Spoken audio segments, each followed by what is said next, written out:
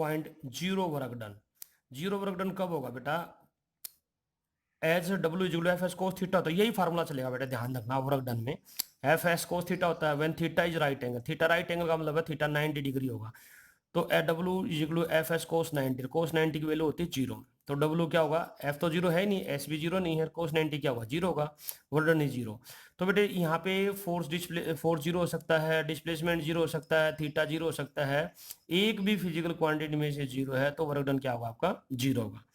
When we apply force on a wall, जब हम किसी वॉल के ऊपर फोर्स लगाते हैं, wall does not get displaced, तो जो वॉल है डिस्प्लेस नहीं होती, तो वर्क डन क्या होगा? 0 होगा, क्योंकि एस 0 हो जाएगा बेटा, एस 0 होगा तो वर्क डन भी 0 हो जाएगा। दूसरे केस में व्हेन ए कुली और पर्सन और वोमेन या मैन कोई भी है, ठीक है, same some load on his head, अपने जो सिर पे कुछ लोड लेकर चलते हैं हॉरिजॉन्टल प्लेटफॉर्म पे, तो थीटा क्या होता है? 90 डिग्री। जैसे मान लो ये कुली है बेटा आपका, ठीक है, इस कुली ने ये जो वेट है ये अपने सिर पर रख लिया, ठीक है, और वो क्या करता है? मूव करता है। अब इस बॉडी का जो वेट है बेटा वो तो वर्टिकल डाउनवर्ड नीचे की तरफ है ना, और उसका डिस्प्लेसमेंट आगे की तरफ है, तो उस जो सिर पे उसने वजन रखा है उसका जो वेट वर्टिकल डाउनवर्ड एक्ट करेगा, ठीक है, और डिस्प्लेसमेंट फॉरवर्ड डायरेक्शन में होगा प्लेटफॉर्म के ऊपर, ठीक है, तो डिस्प्लेसमेंट में और फोर्स में एंगल, जो ये एंगल बनेगा ये 90 डिग्री बनेगा, और क्या होगा? Work done 0।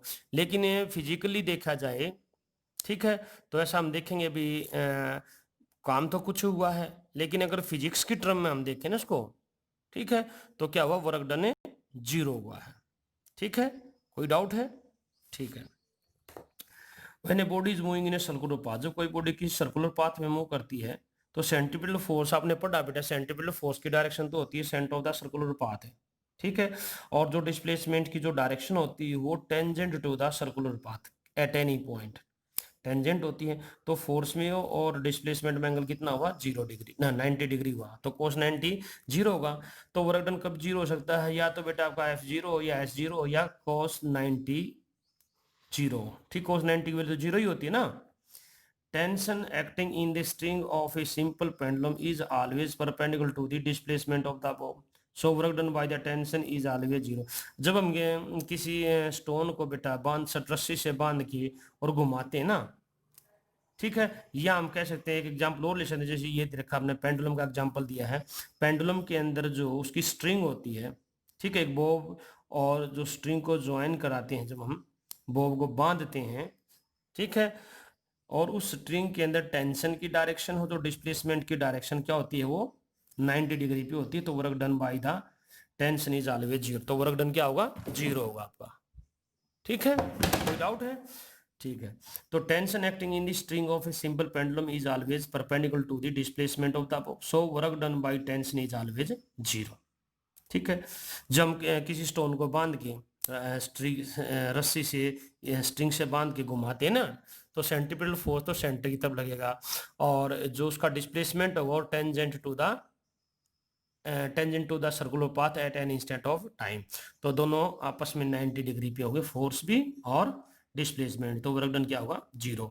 तो बेटा आपने ये अच्छी तरह से तैयार कर लेना है, चैप्टर बिल्कुल आसान है, कोई प्रॉब्लम नहीं इसके अंदर, फिर भी कोई दिक्कत हो तो आप मुझसे पूछ सकते हैं।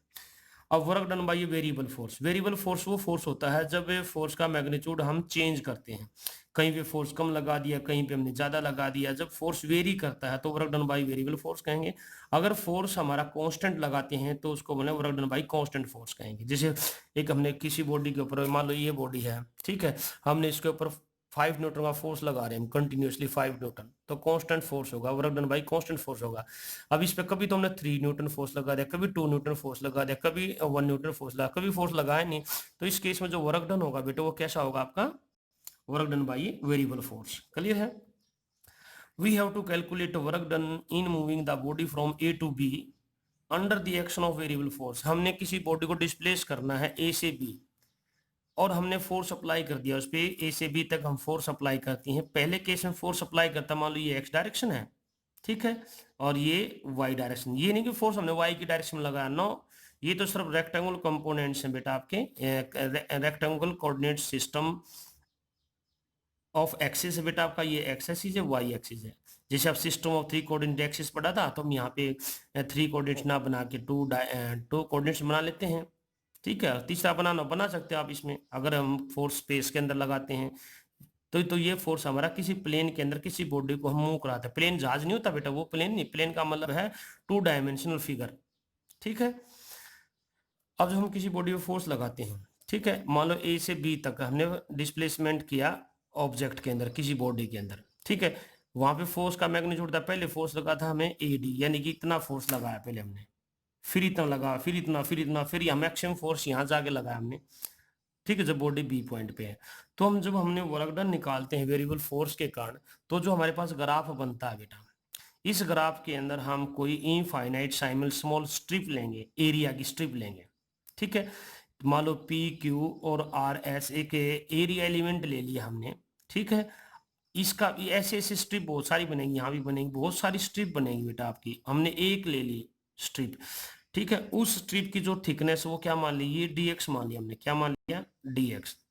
और ये जो s और r very very small displacement, very very small displacement है। ठीक है, वो कितना आपका dx, और इस स्मॉल डिस्प्लेसमेंट में वैल्यू है जो फोर्स की, वो भी क्या है, कांस्टेंट है, कांस्टेंट मान के चलेंगे, क्योंकि वेरी वेरी स्मॉल होगा। तो मान लो यहाँ से यहाँ तक का डिफरेंस फोर्स का लगभग जीरो ही होगा ना, यहाँ से यहाँ तक का लगभग जीरो ही होगा, नहीं कि यहाँ से यहाँ तक हम फोर्स देख लें कितना लगा है हमने, एवरेज फोर्स मान लो आप इसमें।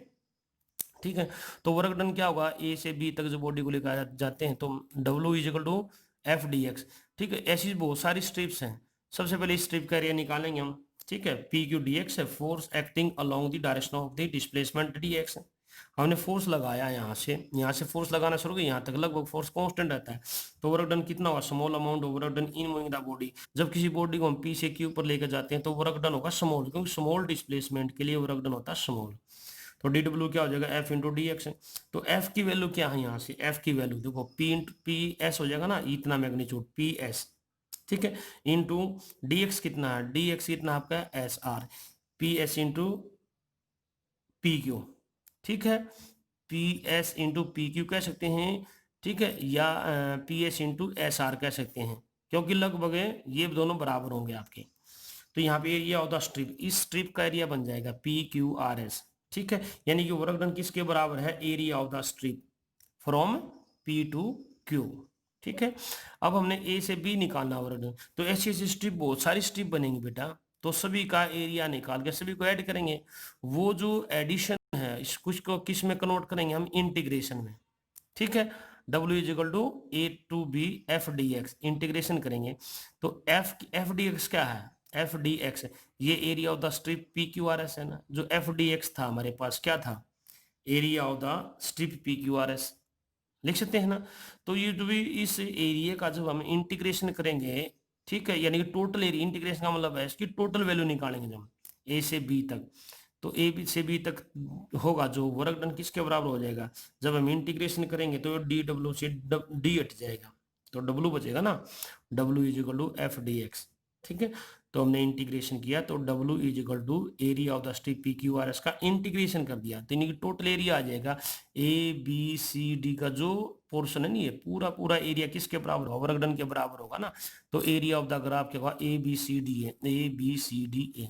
ठीक है, तो हमने प्रूव करना पड़ सकता है, तो work done by variable force में तो क्या करेंगे आप, ये ग्राफ बनाएंगे, ये पॉइंट दर्शाएंगे, इसके अंदर रिप्रेजेंट करोगे, और वर्क डन स्मॉल स्ट्रिप की लेंगे यहाँ पे, उसके लिए उसका एरिया निकालेंगे, फिर वर्क डन निकालेंगे, वर्क डन निकालने के बाद जो है हमने टोटल एरिया निकाल लेंगे उसका, और टोटल एरिया निकालने के बाद वर्क डन आ जाएगा हमारे पास। ठीक है, तो ये है, so we can say that, इससे हम क्या कह सकते हैं, so we can say that work done by a variable force is numerically equal to the area under the force displacement graph. जो इस एक्सप्रेशन से हम ये कह सकते हैं कि जो वर्क डन होगा बाय ए वेरिएबल फोर्स, ठीक है, वो numerically equal to the area under the force displacement graph, force displacement graph. ठीक है, कोई डाउट है। इसके बाद आता है बेटा आपका conservative force, the force which only depends on initial and final position and not in the path followed is called conservative force. Conservative force वो होते हैं जिनके द्वारा वर्क डन और जिनके अगेंस्ट वर्क डन क्या हो, डिपेंड करता हो, किस पे डिपेंड करता हो, initial and final position of the object. ठीक है, तो इनिशियल और फाइनल पोजीशन पे डिपेंड करेंगे, उसको बोलेंगे कंजर्वेटिव फोर्स। ठीक है, एनी डाउट? कंजर्वेटिव का मतलब है जो कंजर्व्ड हैं, जो कांस्टेंट रहेंगे।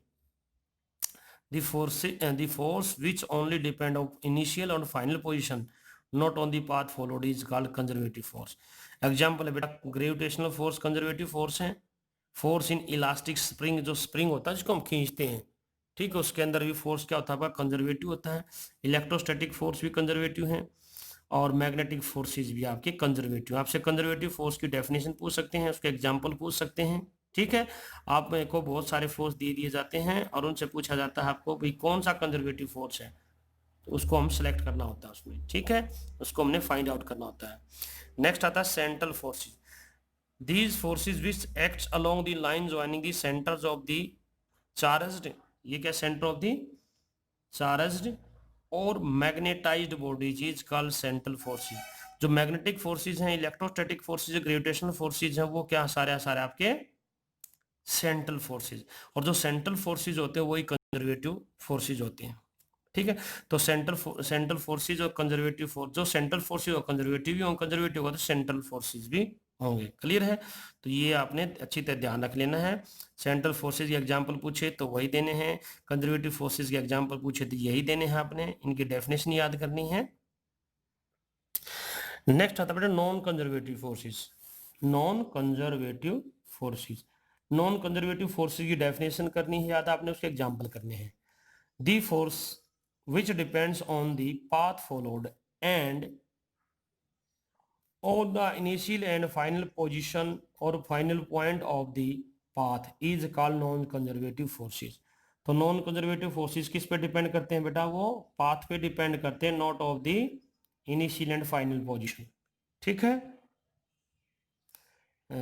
विच depend on the path followed and on initial point and final position of the path is called non-conservative forces।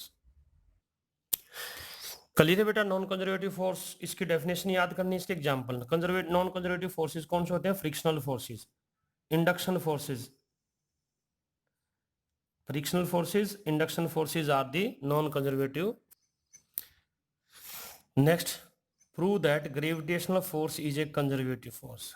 हमने ये प्रूव करना है कि जो ग्रेविटेशनल फोर्स हो कंजर्वेटिव फोर्स होते हैं। कैसे होते हैं प्रूव करना है बेटा। Case 1, when the mass m is lifted against the